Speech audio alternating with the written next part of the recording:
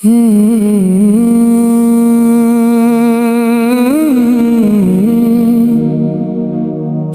कहते थे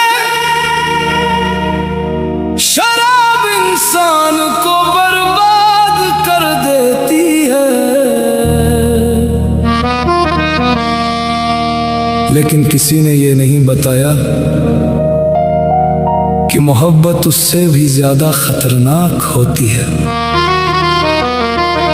मैंने शराब तो कम पी थी, लेकिन तेरी आंखों का जो नशा चढ़ा, उसने मुझे कहीं का नहीं छोड़ा।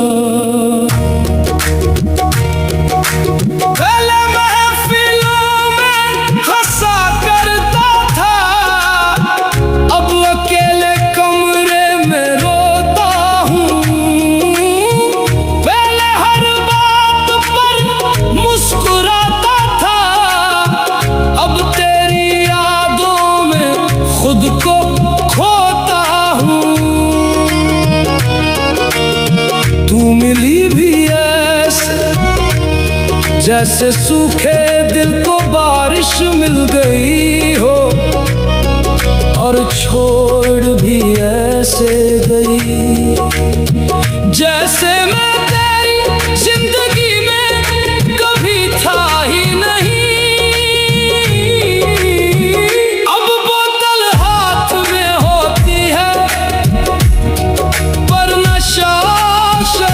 से नहीं होता नशा तो आज भी तेरी बातों का है, जो हर रात मुझे तोड़ देता है।